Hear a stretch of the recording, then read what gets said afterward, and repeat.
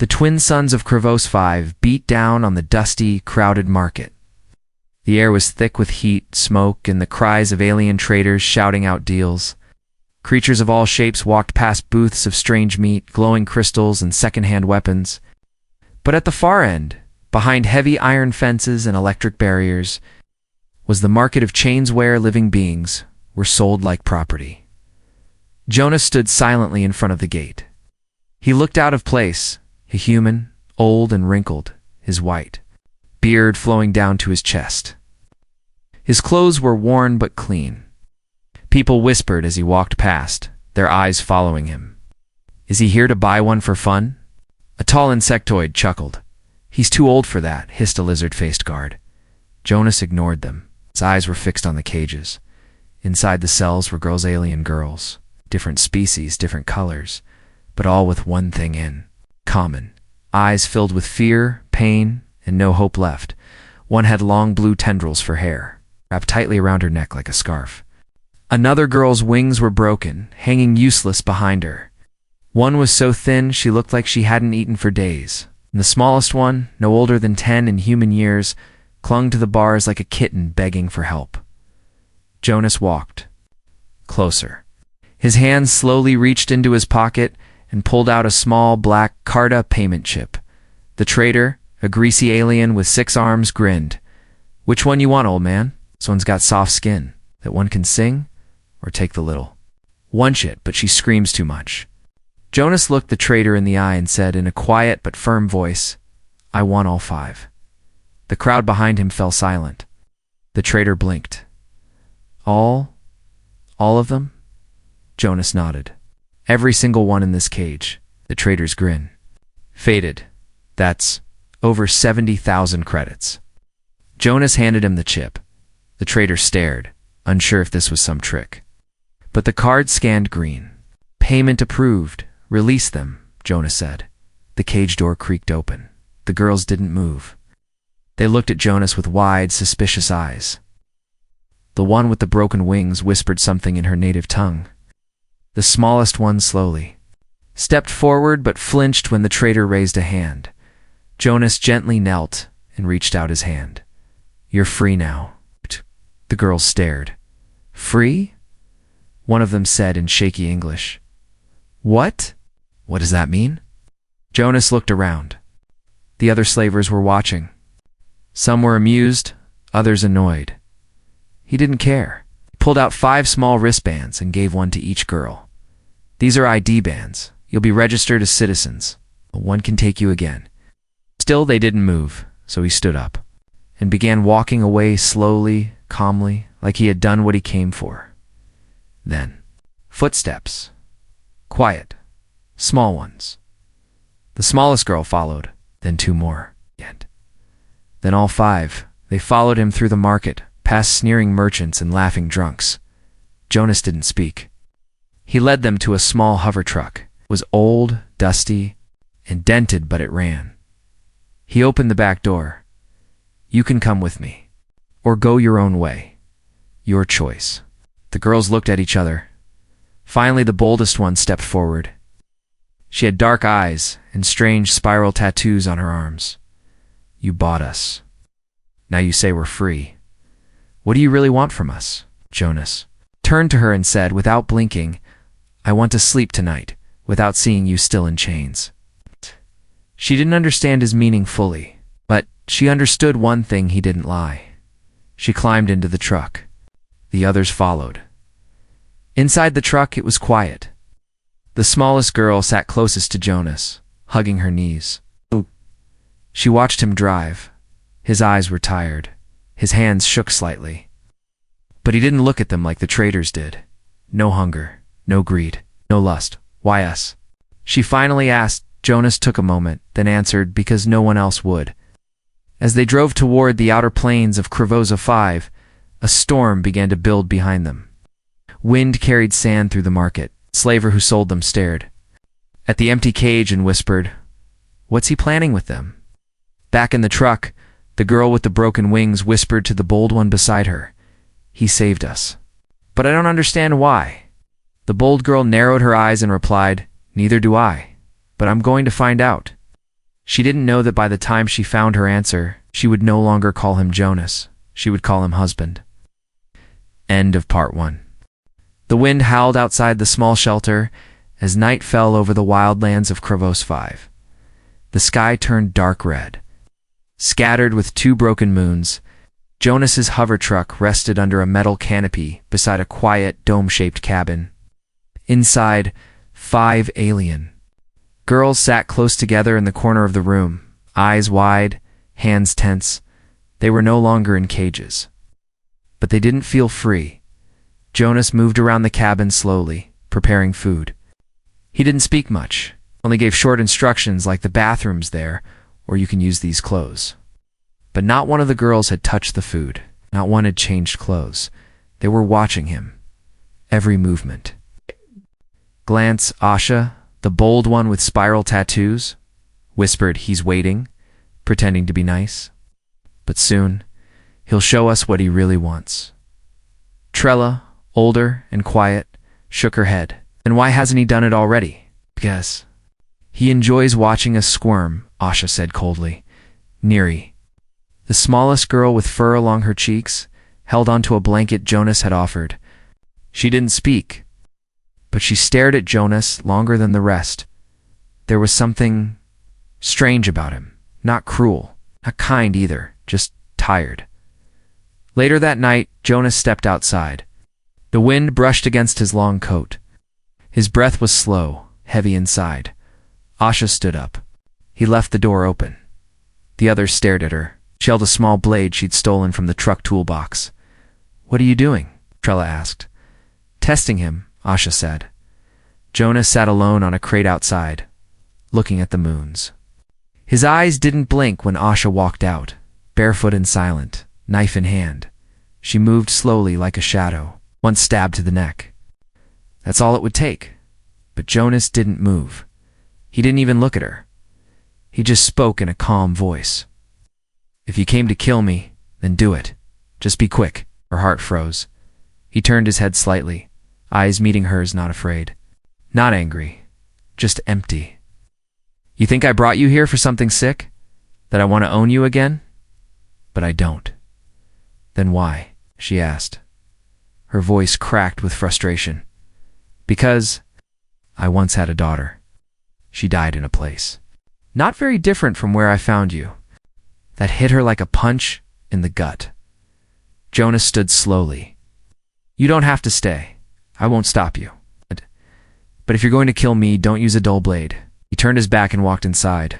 Asha looked at the knife in her hand and dropped it inside. The others waited for her answer. Well? Trella asked. Asha didn't reply. She simply sat down and wrapped the blanket around herself. Tight, Neri walked over to Jonas as he rested on a chair. Eyes closed. She tugged his sleeve. He opened his eyes. Did you ever own anyone before? Jonas looked at her gently. No. Do you want to? No. She blinked. Then why did you leave your door open? He smiled faintly. Because I want you to see that. I'm not afraid of you. I want you to stop being afraid of me. The next morning, things were still quiet, but different. Asha wore one of the tunics Jonas had given them. Trella helped herself to a cup of warm drink. The girl with broken wings even stood by the window, soaking up the sun, but none of them looked comfortable yet. When Jonas entered, he said, I'm heading to the outpost to register your freedom IDs. You can stay here or come along. Your choice. Asha narrowed her eyes. And if we run? Jonas shrugged. Then I'll know I failed. You'd just let us go? You're not mine, he said simply. After he left, silence filled the cabin. Neri whispered, What kind of man frees slaves and then walks away like that? Trella replied, Maybe the kind of man who's lost more than we know. Asha stood by the door, arms crossed. Her voice was colder than before, but unsure. Oh, no one is that good. No one saves people without wanting. Something back. But deep inside, she was starting to wonder. What if this human wasn't pretending? What if he really just cared? That night, the girls sat around a small heater. They weren't planning to run anymore. They were planning to watch him closely, understand him. Because because the more they learned about Jonas, the more they feared what he might make them feel. It had been 3 days since Jonas brought the alien girls to his shelter. They were warm, they were fed, their wounds were treated, but they were still not free. Not truly, because in their minds, freedom wasn't safety. It was hunger. It was being hunted. It was sleeping with one eye open. Real freedom, they believed, didn't exist not for girls like them. So they planned to leave. It started quietly. During the second night, Jonas was asleep on the reclining chair, snoring gently with a half-eaten protein bar still in his hand. The cabin was dark, except for the soft glow of the heater. Asha stood first. She motioned to Trella and the girl with broken wings Alu to follow. The others stayed behind, uncertain. "We'll find real work," Asha whispered. "Somewhere. Far from here. This isn't a rescue, it's just a slower cage." They stepped outside into the night air. Nura, the youngest, peeked from the blanket she clutched. "Don't go," she whispered. But they were already gone. The city wasn't kind. It was never kind. In less than a day. Trella had her shoulder dislocated by a street merchant who thought she was stealing. Ilya collapsed from pain in her still healing wings. Asha begged for a ride out of the district and was nearly pulled into a smuggler's cage. Worse still, no one believed they were free.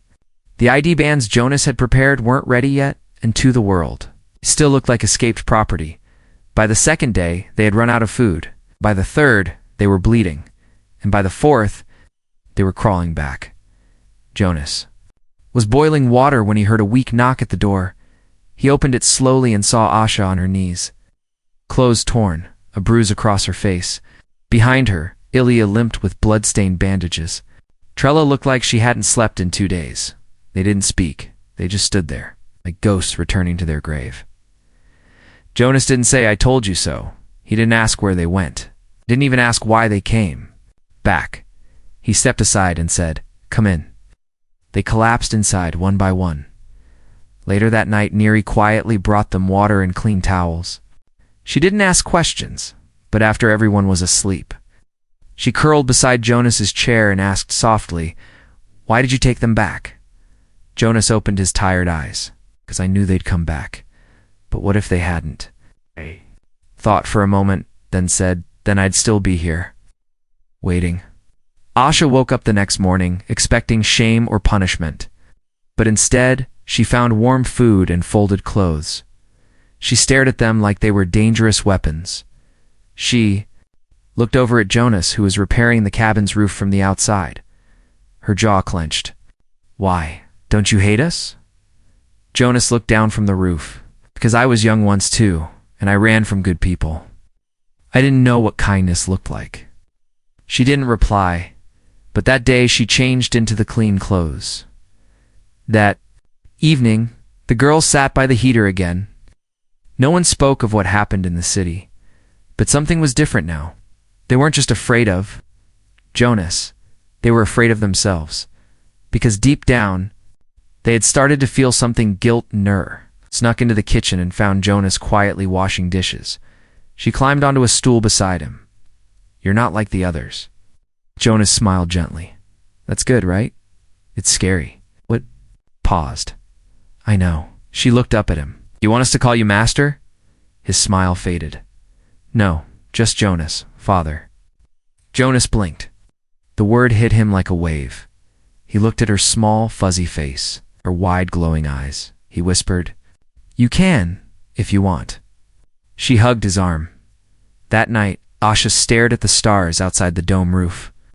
She didn't understand what she was feeling. Not love, not safety, but something close to trust. For the first time in her life, she felt like maybe she didn't have to run anymore. Still, she warned herself. Humans always want something. Forget that. But Jonas never asked for anything. And that scared her even more. The desert winds were calm for once. It was quiet at Jonas's cabin, too quiet. Inside, the 5 alien girls sat in a circle. A small flame flickered between them. No one was eating. No one was laughing. No one even looked up. Because today, they had made a decision. Trella, the oldest among them, cleared her throat. "I'll do the talking," she said softly. "He respects me the most." Asha frowned. "Respect is not what he gives. He treats us like people, like equals." "That's exactly why this might work," Trella replied. "Because if we wait too long, some alien court will take us away. We need to belong somewhere. And now." Neri, the youngest, whispered, "I already belong. I belong." Here, the others looked at her. She was smiling. She didn't need a vote. Her heart had already chosen. Jonas was outside again, fixing the satellite antenna with a rusty tool in hand. He worked slow, careful like a man with too many years. Behind him, and too many memories in front, he didn't notice the 4 girls walking toward him. Not until Trella stood directly under the ladder and called out, "Jonas, we need to speak to you." He climbed down, dusting his hands. His eyes scanned their faces. Serious, still. No fear, no anger, just purpose. He didn't like it. "What is it?" he asked, voice cautious. Asha crossed her arms. "Talked. All of us." Trella took a breath, then spoke the words that would change everything. "We want to marry you." Jonas froze. For 5 long seconds, the wind returned, brushing across his face, like time itself had paused to listen. "What?" Nodded. "Marriage. All 5 of us." Jonas looked at them, really looked at Asha, standing proud but guarded. Trella, calm and wise. Ilya, quiet and healing. Neri blinking up at him with hope. And the winged girl, shy but stepping closer. Every day he stepped back. "Why?" he asked. "Why would you ask for that?" Trella answered first. "Because marriage gives protection. Legal bonds. Rights. If you don't, someone else will come claim us. Or try to. You've seen how this galaxy works." Ilya added, "And we care. Even if we don't understand it fully, we feel something here. With you?" Jonas shook his head slowly. "This isn't how marriage works. You're young, but you're still healing." Asha's voice cracked through the silence. "We're not asking because we're in love, old man. We're asking because we trust you. And trust is rarer than love." Jonas looked down at his hands, hands that had carried dying friends, buried soldiers. He held the hand of a daughter that never made it past 15. He swallowed. "I'm not the man you think I am." Trella stepped forward and placed something in his hand. It was a small medallion of family mark, engraved in old Earth script, "To Jonas Protector." "We know exactly who you are," she whispered. That night, Jonas sat alone outside, holding the medallion tight. He hadn't spoken another word. Inside, the girls waited. "I think he'll say no," Asha whispered. "He sees us like broken dolls." "No," said Neri. "He sees us like people. That's why it's hard for him." Later, the door creaked. Open. Jonas stood there, face unreadable. "I'm not saying yes," he began. "Not yet. Maybe not ever," but he continued. "I'll file for temporary guardianship. That'll protect you under galactic law. If any of you still want to marry me a year from now, when you're truly free," he looked at them, voice quieter, "then I'll say yes." The room was silent. Then Neri ran to him and hugged his waist. "You're already ours," she whispered. Back at the old market, Slaver watched the surveillance footage of Jonas and the girls leaving weeks ago. He zoomed in on their faces, found you, whispered, and pressed send. Jonas had just finished filling the citizenship forms when the cabin's outer alarm buzzed for the first time in weeks. Red light. Unauthorized landing. He didn't panic. He'd lived through 4 planetary wars. He'd been hunted before.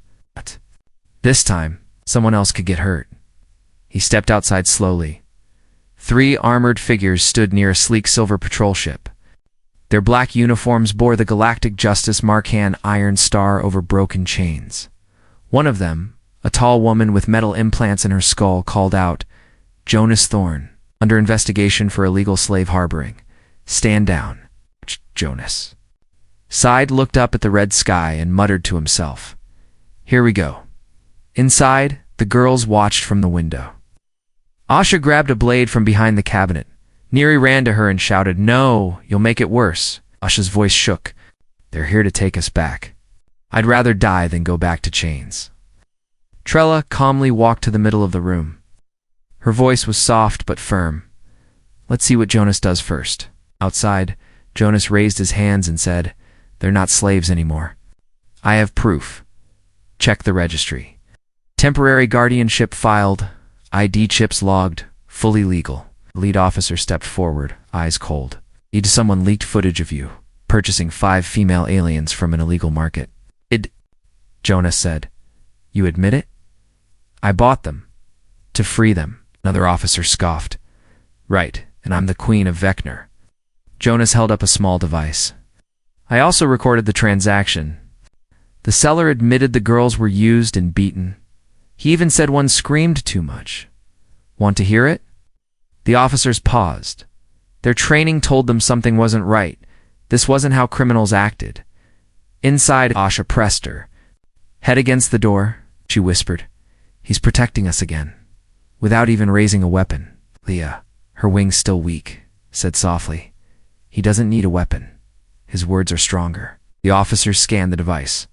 The audio clip made even the coldest one flinch. "You sure you want to go down this road?" Jonas said. "Because if I go to trial, that seller does too. And trust me, the council doesn't like public slave scandals during re-election seasons." Lead officer glared at him, then turned to the others. "We need confirmation from Central Records. If his paperwork clears, we can't touch him, not without making it political." But as they turned to leave, one of their tablets beeped. A new file, an anonymous complaint. Human intends to marry all 5 aliens, using protection status to form a breeding harem. The officer looked up, now disgusted. "You didn't just rescue them," she hissed. "You're planning to own them in another way." Jonas didn't shout. He didn't explain. He simply looked her in the eye and said, "They made that choice. I didn't ask for anything." Back inside, the girls had had enough. Trella opened the door and marched outside. The others followed. The officers turned, surprised. Trella held her ID band up. "We are citizens now. We have voices. We choose to stay with Jonas," Asha added. "He never touched us, never ordered us, never hurt us, not once." Neri walked right up to the armored woman and stared into her eyes. "He lets me sleep in his bed when I have nightmares. He sleeps on the floor." Ilya finally spoke. "If he's guilty, then we want the same punishment. We stay with him, as one." Officers were stunned. This wasn't a trick. This was unity. This was choice. The lead officer sighed, frustrated. "We'll report to command.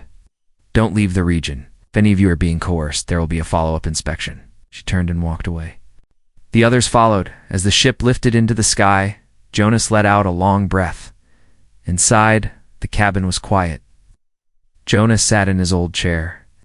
The girls stood around him. Trella sat across from him. "You could have lied. You could have blamed us." Jonas smiled tiredly. "I've got nothing left to protect but you." Asha finally asked the question that had haunted her. "Why go through all this trouble for us? Why risk your name, your freedom? For 5 broken girls?" He looked at her, and for the first time his eyes were wet. "'Cause once I had a daughter, and no one saved her." But far across the system, the slaver who sold the girls slammed his hand on a console. He watched the footage of the patrol leaving empty-handed. His eyes glowed with hate. "Let's see how long you protect them, old man. I'm coming next." It began with silence. Not the silence of fear, like in the cages where they once lived, but a soft, peaceful kind. The kind that fills a place where no one needs to explain anything. Jonas sat on the porch of the cabin, eyes closed, hands holding a steaming cup of tea. His body was tired, his bones sore, but his soul finally calm. Inside, the 5 alien girls moved with quiet purpose. No arguments, no jokes, just understanding. Today was not an ordinary day. It wasn't a wedding, not in the human sense. It wasn't a bonding ceremony, not in any alien tradition. It was something new, a union of choice, born from survival, grown into love. Earlier that morning, Trella had spoken. Can't live in between anymore. Not rescued. Not claimed. The galaxy sees us as neither slave nor citizen. But if we stand beside Jonas as wives, they can't ignore us. Asha had scoffed at first. Wives were warriors, survivors, not delicate brides in flowers and lace. But Ilya smiled, folding her wings softly. Who says we can't be both? Even Neri whispered, if it means I get to stay with him forever, then I want it. And so, they began preparing not with money or grand plans, but with whatever. Scraps and pieces the desert could offer. Old curtain cloth became veils. Broken circuit wires became bracelets. Painted rocks were stacked into a tiny altar beneath. Twin suns. Jonas didn't know. He wasn't told. They wanted it to be a surprise. He was inside fixing the floor panel when Neri tiptoed in and tugged his sleeve. Jonas, will you come? Outside? He followed, confused. When he stepped into the light, his breath caught in his throat. The girls stood in a line, dressed in patched cloth, wearing veils that shimmered with desert dust. Each one held a small item, something personal. Feather, a carved stone, a dried desert flower. Asha stepped forward and cleared her throat. You didn't ask us. You didn't force us. But we've decided, want to marry you. Together. Today. Jonas looked at each of them, his weathered eyes blinking fast. He started, but his voice broke. I'm just an old man. Trella smiled softly. We know. That's the best part. You've lived. You've seen, and still. Chose us. They didn't have a priest. No sacred scripts, witnesses but the wind, so they wrote their own vows. Trella went first. I vow to stand by your side, not behind you. I won't be protected, I'll be your shield too. Ilya said, I vow to bring peace into your lonely moments and warmth to your coldest days. Asha, of course, smirked and said, I vow to argue with Ubat, never to abandon you. Neri stood on tiptoe and whispered, I vow to love you. Even when your bones creak and you fall asleep before dinner. Even Jonas laughed at that. He didn't have fancy words, just one, I accept. They placed their makeshift bracelets on each other's wrist, tight enough to feel loose enough. To remove a symbol of freedom inside unity as they stood together beneath the fading suns. Jonas whispered, I never thought I'd have a family again. Asha leaned against him and replied, you didn't, you built one. That night, the cabin glowed. With soft lights, they danced barefoot in the sand, shared food from ration packs, and sang songs in different alien tongues. Jonas didn't understand the words, but he understood the feeling. He felt alive again, far away. In a dark outpost on the edge of the lawless zone, the slaver who once owned the girls slammed his fist on a dusty table. Married? He married my property. He loaded his blaster and opened a cum. Tell the bounty hunter, I want the old man's head. And the girls returned alive. This isn't over. But back at the cabin, under a blanket of stars, Neri curled beside Jonas and whispered sleepily, is this what forever feels like? Jonas smiled, stroking her soft hair.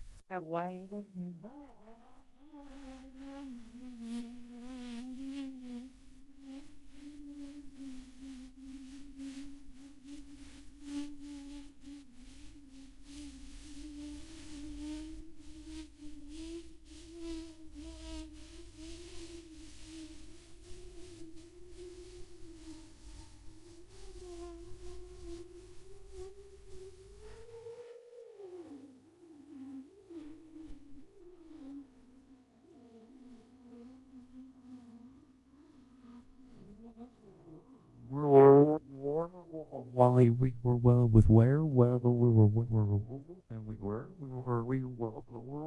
I will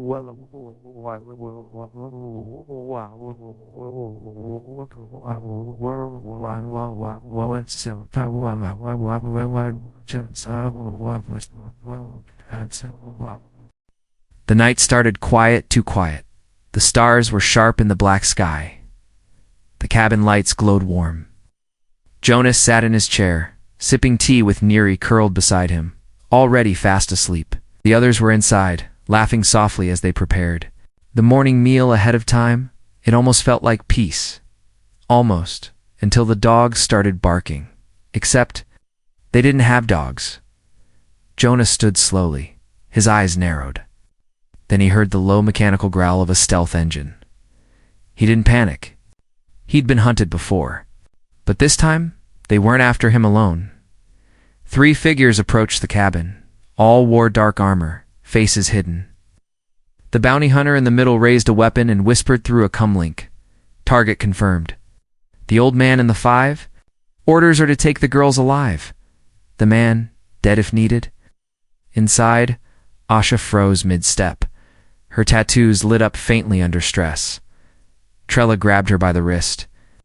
It's time. The front door burst open.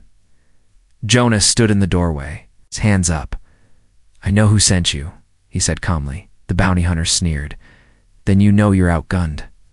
Jonas smiled, almost sadly. Not exactly. Before the hunters could blink, Asha dropped from the roof, landing like a shadow, blade flashing in the dark. She slashed the first attacker's leg, sending him down screaming. Ilya, still weak, fired a flare that blinded the second one. Trella moved next, her old collar now sharpened into a deadly hook. She swung it around the second man's throat and yanked hard. The girls weren't helpless anymore. They were home, and they would defend it. Jonas grabbed the last hunter by the shoulder, using all his strength to slam the man into the cabin wall. His body screamed in pain, but he didn't stop. Leave now, Jonas growled, or I'll show you what a real human war vet can still do. The bounty hunter tried to pull a blade only to find Neri on his back, biting down on his ear with tiny, sharp teeth. Bad man, she yelled. The fight didn't last long. When it ended, one attacker crawled away with shattered armor. The second lay unconscious. The third, disarmed and bruised, was tied to a chair inside the cabin. Jonas sat across from him, still catching his breath. You work for the slaver, he said. The bounty hunter didn't answer, but his eyes said, everything. Trella leaned in. You tell him this, she whispered coldly. If he comes near us again, we won't just fight, we'll hunt him. Later that night, the girls patched Jonas's cuts. Asha sat beside him, silent. You okay? He asked her gently. She didn't answer right away then. I thought I hated being owned. But now, I understand what it feels like to belong, not as property, but as family. Jonas placed his hand over hers. You don't belong to me, he said softly. I do, she replied. By choice, by love. That's stronger than any chain. As dawn broke, Jonas stepped outside. The desert wind was soft this morning. Air was warm. He looked at the rising sun, smiled. Behind him, the door creaked open. 5 girls, his wives, his warriors, his family stepped out, wrapped in cloaks and sleepy smiles. Trella leaned against him. So, what's next? Jonas chuckled. Whatever we choose. Far away, the slaver watched a hollow report of the failed ambush. His jaw tightened. He smashed the console. But another voice behind him spoke. You lost. Move on. It was one. Of his own clients, the slaver turned, snarling. They were mine. But the client only laughed. They were never yours. They were just waiting for someone strong enough to remind them. Back in the cabin, Neri placed a photo frame on the wall. It held a picture of the 6 of them taken during the bonding ceremony. She looked up at Jonas and asked, Does this mean we're a real family now? Jonas bent down, kissed her forehead, and whispered, We always were.